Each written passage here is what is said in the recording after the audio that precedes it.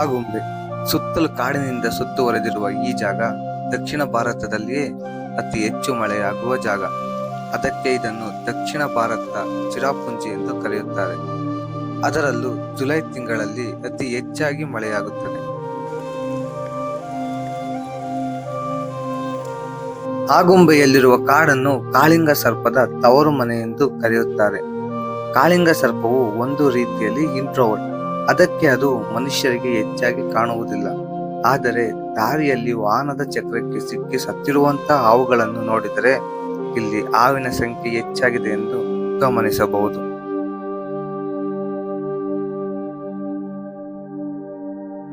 ಆಗುಂಬೆ ಒಂದು ಪುಟ್ಟ ಗ್ರಾಮ. ಇದರಲ್ಲಿ 500ಕ್ಕೂ ಕಡಿಮೆ ಜನರಿದ್ದಾರೆ. ಆದರೂ ಇಲ್ಲಿ ಗೌರ್ಮೆಂಟ್ ಸ್ಕೂಲ್ ಹಾಗೂ ಲೈಬ್ರರಿ ಇದೆ.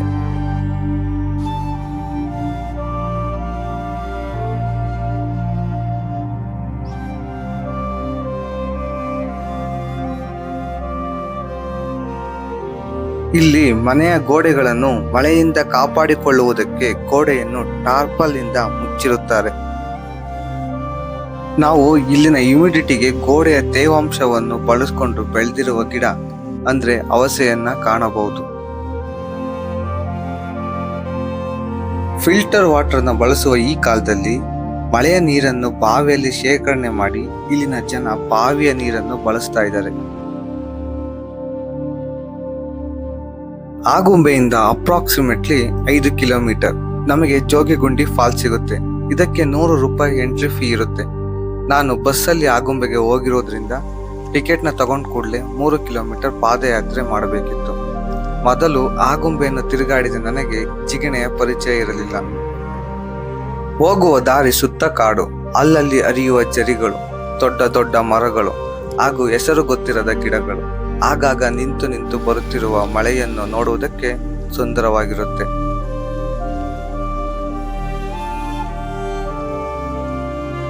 ಮಳೆ ಬರುವಾಗ ಕಾಡಿಗೆ ಒಂದು ರೀತಿ ಹೊಳಪು ಬಂದಂತಿತ್ತು. ಆದರೆ ಮನಸ್ಸಲ್ಲಿ ದೇವರನ್ನು ಬೇಡುತ್ತಿದ್ದೆ, ಸ್ವಲ್ಪ ಹೊತ್ತು ಮಳೆ ನಿಲ್ಲಲಿ ಎಂದು.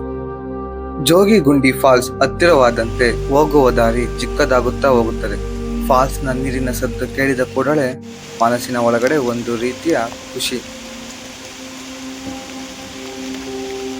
ಈ ಒಂದು ಫಾಲ್ಸ್ನಲ್ಲಿ ಗುಹೆಯಿಂದ ನೀರು ಬೀಳುತ್ತೆ. ನಾನು 3 ಕಿಲೋಮೀಟರ್ ಮಳೆಯಲ್ಲಿ ನಡೆದು ಬಂದದ್ದು ಫಾಲ್ಸ್ನ ನೋಡಿದ ಮೇಲೆ ಮನಸ್ಸು ಹಗುರವಾಯಿತು.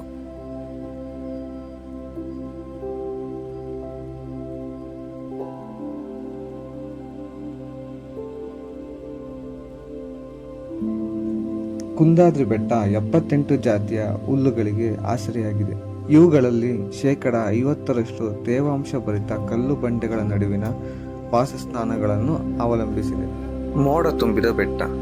ಮೋಡ ಕ್ಲಿಯರ್ ಆದ ನಂತರ ಕಾಣುವ ದೃಶ್ಯ ನೋಡುವುದಕ್ಕೆ ತುಂಬಾ ಸುಂದರವಾಗಿರುತ್ತದೆ.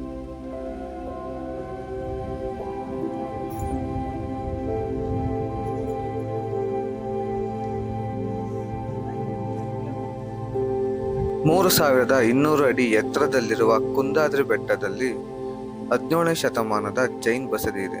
ಇಲ್ಲಿ ಜೈನ್ ಸಾಧುಗಳು ಧ್ಯಾನ ಮಾಡುತ್ತಿದ್ದರು ಎಂದು ಇಲ್ಲಿನ ಜನರ ನಂಬಿಕೆ.